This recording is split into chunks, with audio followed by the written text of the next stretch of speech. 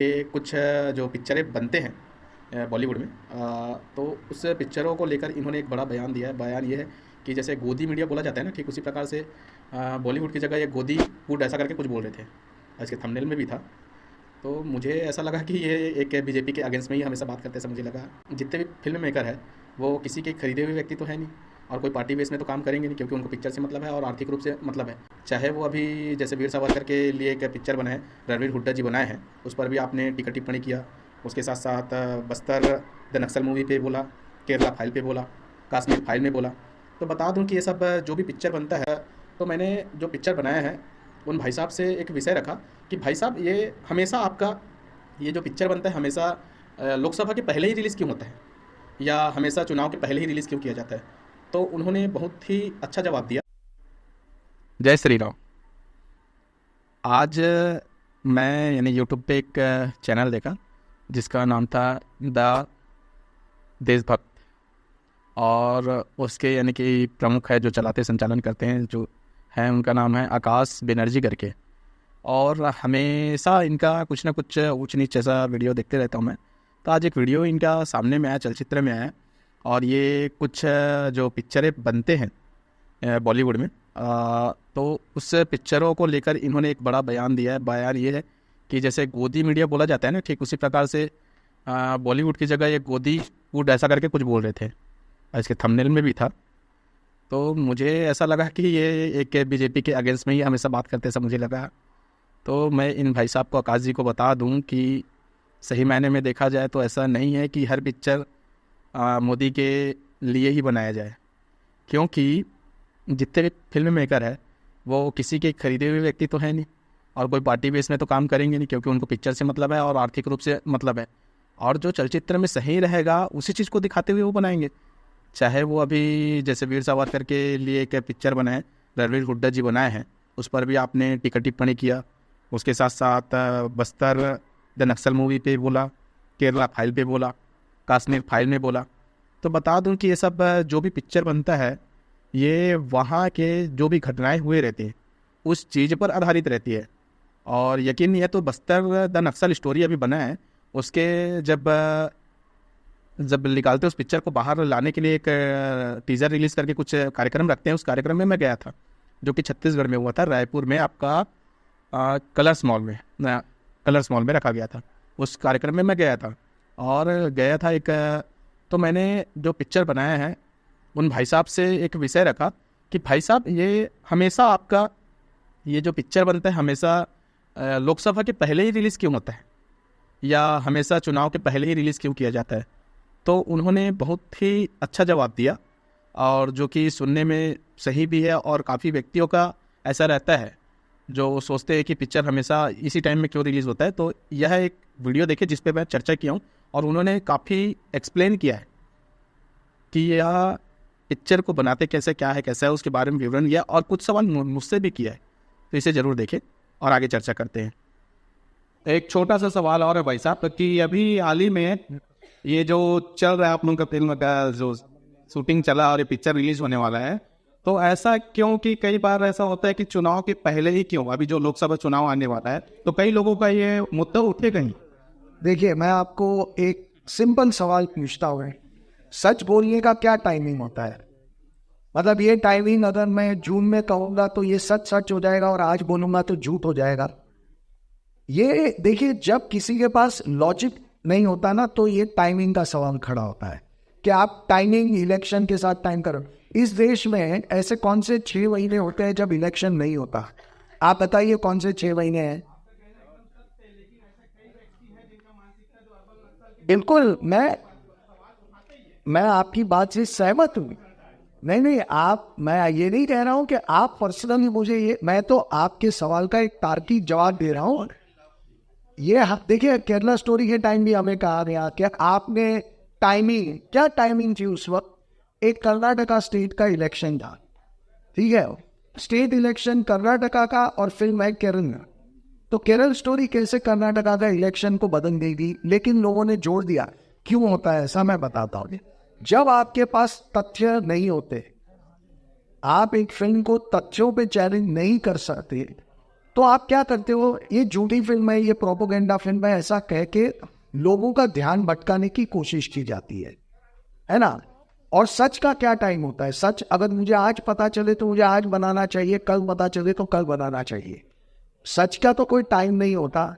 और इलेक्शन के बाद कहने से सच सच नहीं रहेगा क्या? अच्छा, मैं इलेक्शन के बाद कहूँ, अगर हम ये फिल्म चलिए जुलाई में रिलीज करते हैं तो सितंबर में कहीं कोई इलेक्शन चल रहा होगा, फिर लोग यही बात करेंगे कि हमने सितंबर के इलेक्शन को ध्यान में रख के ये फिल्म बनाई है। तो फिल्में ऐसे नहीं बनती। और अगर आप अपने देश से बहुत प्यार करते हैं, किसी पार्टी से नहीं, अपने देश से प्यार करते हैं, तो आप ये खतरा भी उठा के, इन रिस्क लेके भी एक सच्ची बात बोलने के लिए आगे आते हैं। और हम बहुत खुलकर, बहुत बोल्ड अंदाज में हमने केरला स्टोरी में बात कही, उतने ही बोल्ड अंदाज में हम इस फिल्म में भी कहेंगे आपसे सच बातें। और मैं आपसे दूसरी बात पूछना चाहता हूँ, क्या हम जो कह रहे हैं कि यहाँ पे सड़कें बनाने नहीं दी जाती, क्या हम झूठ बोल रहे हैं?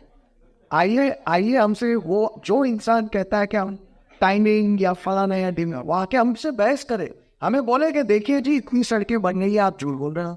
स्कूल बनने दे रहे हैं, हम बनवा रहे हैं स्कूल है, आप झूठ बोल रहे हो। हम माफ़ी मांग लेंगे, अगर हम झूठ बोल रहे हैं तो हम माफ़ी मांग लेंगे। लेकिन आप मुझे बताइए, तीसरा और आखिरी पहलू, ये इलेक्शन का टाइमिंग जो है, अगर ये इसलिए लोग इलेक्शन के टाइमिंग की बात करते हैं कि हमारी इस फिल्म से बीजेपी जितनी बड़ी पार्टी को या नरेंद्र मोदी जी को कोई फायदा हो जाएगा, तो ये तो बहुत चाइल्डिश बात है ना। इससे छोटी बचकानी तो कोई बात नहीं हो सकती। वो अपने 10 साल के कार्यकाल के साथ इलेक्शन में उतर रहे हैं, हमारी फिल्म क्या कर सकती है उनके लिए?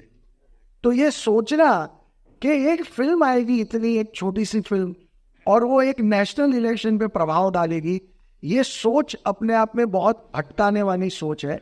इसलिए हम इन सवालों को, जवाब आपने सवाल पूछा, मैं जवाब दे रहा हूँ, लेकिन मैं हर उस आदमी से कहता हूँ कि जो प्रोपोगेंडा फिल्म, फलाना फिल्म कह रहे हैं, लॉजिक के साथ आइए और डिबेट। इसमें एक पात्र और है जिन्होंने यानी कि राइटिंग किया है बस्तर द नक्सल में, और वो स्वयं भी पहले नक्सल थे, ऐसा जहाँ तक उस कार्यक्रम में जब था तो उन्होंने अपने मुख से कहा। तब जाकर के यानी कि उनसे भी थोड़ा सा भेंट किए और चर्चा किए, तब जाके पता चला कि यह जो पिक्चर है बस्तर द नक्सल, ये एक रियल चीज़ है, कोई कथाकथित बातें नहीं है। और इनका भी एक क्लिप है जिनको आप सुनिए कि वो क्या कह रहे हैं। यार ये लगभग 24 साल की है, 24 साल की। वो इस तरह से है क्योंकि मैं जब कॉलेज में था तो मैं पार्ट था, उसका हिस्सा था, मैं नक्सल था, मैं फॉर्मल नक्सल हूँ। अगर आप अभी 2007 से 14 की बात बार बार आ रही है तो मैं थोड़ा कॉन्टेक्स्ट दे देता हूँ आपको कि क्यों साथ में इतने खूंखार हो गए। 2004 में ऑल इंडिया माओवादी पार्टी बनती है। उससे पहले एमसीसी अलग था और पीडब्ल्यू अलग थे। और उससे पहले 98 में पीडब्ल्यू और बिहार की पीओ, सीपीआई में पीओ, जिसका मैं सदस्य था, 98 में मर्जर हुआ था, आंध्र प्रदेश और बिहार मर्जर हुआ था। लेकिन वो लोग एमसीसी को नहीं कनेक्ट कर रहे थे, क्योंकि एमसीसी अगर आप सर्च करेंगे बुरी कटुआ पार्टी कहा जाता था। उन्होंने दर्जनों गाँव को साफ कर दिया है। बिहार में 70s और 80s और 90s में गाँव की गाँव खत्म कर दी गई। वही लोग लीडरशिप में आए 2004 में सीपीआई माओवादी बने। और जब इसीलिए वो जो आप खूंखार रूप देखते हैं जो बार बार होते हैं, 2007 से 4 में बने, 5-6 से होते 7 में वो गर्म हुए। तो जो खूंखार कातिल रूप है, मैं भी अपरिचित था। अगर मैं बस्तर बार बार नहीं आता, दादा मुझे बस्तर नहीं लाते, तो मैं ये फिल्म नहीं लिख पाता, क्योंकि मेरा एक नोशन अलग था, क्योंकि मैं उस पार्ट का हिस्सा रहा हूँ। जब मैं बस्तर में लोगों से मिला, मैं हिल गया हूँ, जबकि मुझे पता है। तो मेरी तैयारी 24 वर्षों की है। मैंने यह 2 क्लिप था, जो दोनों क्लिप आपने देख चुका। तो उसके साथ साथ एक और विषय आता है। भाई साहब बोलते हैं कि इनका 1-2 फिल्म फ्लॉप हुआ, अभी Bastar the Naxal film flop हुआ करके। तो बता दो भाई साहब, आप भ्रम में हो सकता है, ऐसा लगता है। मैंने अभी हाल ही में सर्च मारा, आज ही की बात कर रहा हूँ, सर्च मारा, उसको दिखा दे रहा हूँ आपको। फ्लॉप नहीं, मेरे हिसाब से तो ठीक ही है, कमाई जो भी किया तो किया है। कभी भी नेरेटिव आप फैलाते तो गलत नेरेटिव ना फैलाएं, यही आपसे अनुरोध या विनती है। क्योंकि कोई भी व्यक्ति आपको देख रहा है या सुन रहा है या समझ रहा है, तो आप अच्छा चीज़ दोगे करके आपको देखते हैं, न कि गलत चीज़ प्रेजेंट करोगे करके देखते हैं। तो जिसमें आपका, मेरा और पूरे देश का भला हो, वो कार्य करे तो हमारे लिए अच्छा होगा। तो गलत नैरेटिव ना फैलाएं। कोई भी व्यक्ति कुछ भी गलत अभद्र टिप्पणी करते हैं, उस चीज़ पर आप टॉपिक बनाएं, और काफ़ी सारी चीज़ों को भी आप एक्सप्लेन करते हैं। तो मैं प्रयास करूंगा कि आपको एक थोड़ा सा विनती करूं कि आप दो चीज़ को एक्सप्लेन करें और उसे अच्छे से वीडियो के माध्यम से बनाएं।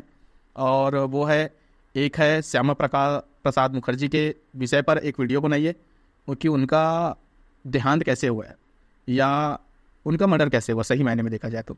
और एक है दीनदयाल उपाध्याय जी। ये दो चीज़ों पर आप सटीकता से वीडियो बनाइए और उसके बाद आपको क्या सही लगता है और क्या गलत लगता है उस चीज़ को बताना। क्योंकि ये दो व्यक्ति ऐसे हैं जिनका यानी कि मौत बोला जाए तो अचानक ही नहीं हुआ, कोई ना कोई रणनीति के तहत या कोई ना कोई ऊंच नीच के कारण इनको किया गया है, प्लान के तहत। क्योंकि उस समय ऐसा बोलते हैं कि कई लोग पोस्टमार्टम भी नहीं हुआ था। क्या सही है क्या गलत है अपने को एकदम से बारीकली और गूगल के कथाकथित बातों पे मैं नहीं चलता, जो सही है उसके हिसाब से मैं चलता हूँ। और काफ़ी सारे आप पीछे में देख रहे हो बुक वगैरह, मैं बुक रीड करता हूँ, सही रहेगा उसके आधारित पर ही कुछ विषयों को चर्चा करता हूँ। जबरन का उटपुटांग विषयों को लेकर मैं कोई विषय नहीं बनाता। तो इन दो चीज़ों पर आप वीडियो बनाएं और पब्लिक को बताएं कि सही क्या है गलत क्या है। यही सत्य के साथ मैं अपनी बारी को विराम देता हूँ और मेरे तरफ से जय सिया राम सभी भाइयों को।